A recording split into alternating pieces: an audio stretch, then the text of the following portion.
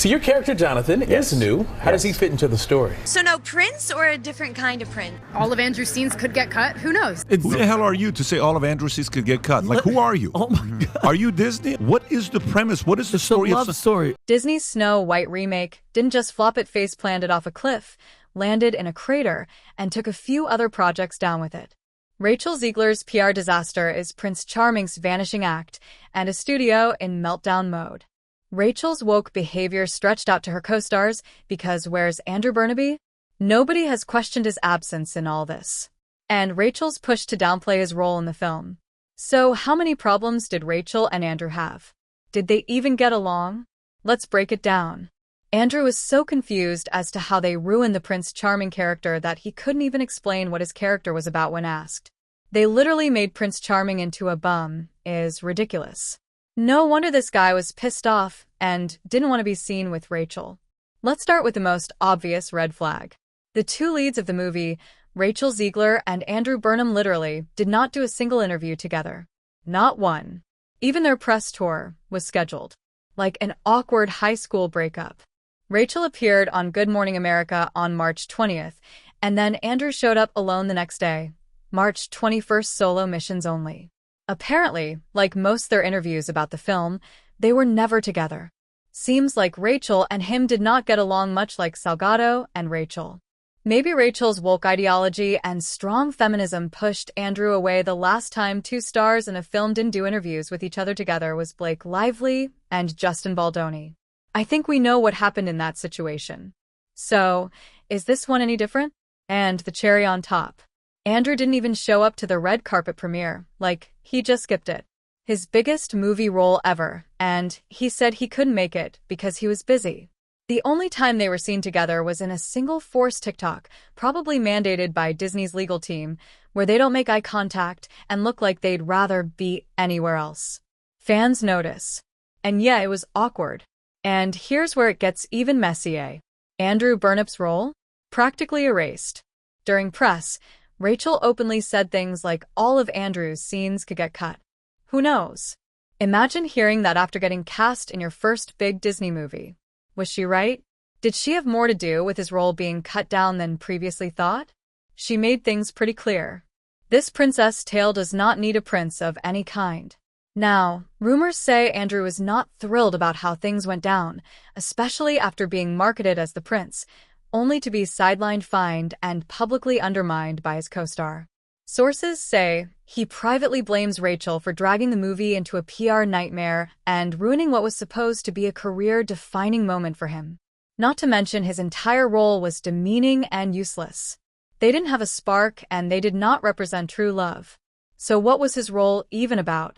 Just making sure there's some dude in the film.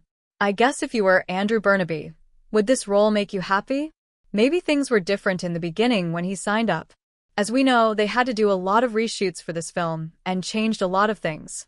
So it's not surprising that he would be upset with Rachel over her public comments about his role. Rachel Zegler was on her own mission to tank this movie.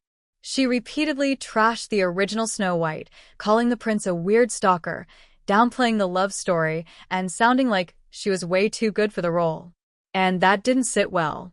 Not with fans, not with Disney execs, and definitely not with David Hale Hand, the son of one of the original Snow White directors, who said Zegler showed no respect for what Walt Disney and his dad created.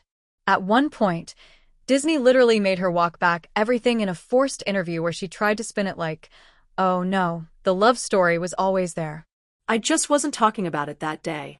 Sure, Rachel, too little, too late. Then came the ultimate humiliation, empty theaters.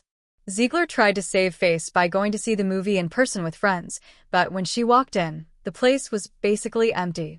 That moment was posted to Instagram, and it started a trend of people filming themselves, watching Snow White and near silent, empty cinemas. It was brutal and viral. These movie after the dust settled, Snow White had the worst week 2 drop of any Disney live-action remake. 66% down. A critic slammed it. IMDb ratings tanked, audience interest vanished. The movie ended up costing Disney a reported $250 million. And the consequence is huge. According to insiders, Disney canceled its planned live-action Tangled remake in direct response to Snow White's failure and the backlash to its woke creative direction. So, yeah, Zegler didn't just take down one movie, she might have taken down an entire remake pipeline because she scared Disney so bad. They are changing their entire studio. Rumors say they halted production on Tangled because they casted another woke actress, and they knew if they announced who it was going to cause a riot with fans. Imagine Cynthia Erivo being casted as Rapunzel. Good luck. And if you thought things couldn't get messy, oh, just wait. Zegler also clashed with co-star Gal Gadot, who plays the evil queen. Why? Because Rachel used the Snow White trailer drop to tweet her support for Palestine. Knowing full well that Gal is Israeli, a former IDF soldier, and vocal about it, the result? Gal started receiving threats. Disney had to hire extra security for her, and producers flew to New York to try and rein in Zegler.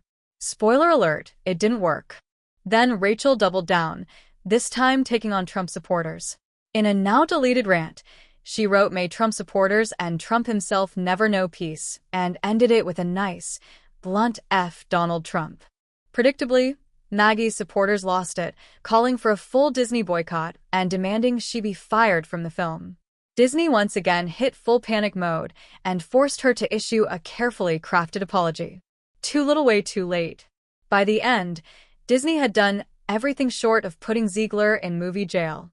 They cut her press tours, brought in social media consultants, and had producers babysitting her PR efforts. She reportedly considered suing the studio for wrongful termination and discrimination. Meanwhile, Disney was quietly figuring out how to never work with her again.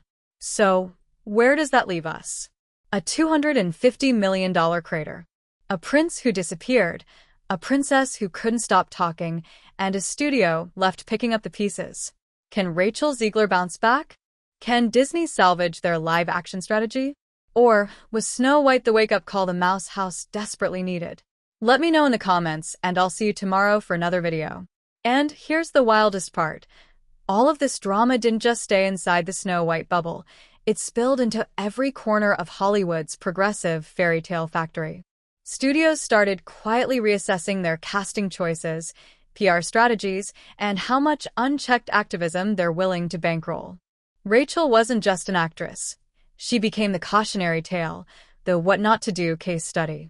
Executives are reportedly now adding new PR clauses into contracts, ensuring actors can't nuke marketing campaigns with one rogue comment. And in industry whispers, the term Zegler clause is already making the rounds. If true, that's not just career damage, that's legacy damage. So, now the dust is settling over a shattered kingdom. No prince, a princess under fire, and a $250 million fairy tale that turned into a corporate nightmare. Rachel Zegler may have stepped into a storybook, but the ending she helped write was anything but magical. As Disney quietly retreats to the drawing board, one thing's for sure. Snow White's remake wasn't just a movie flop. It was a full-blown industry reset.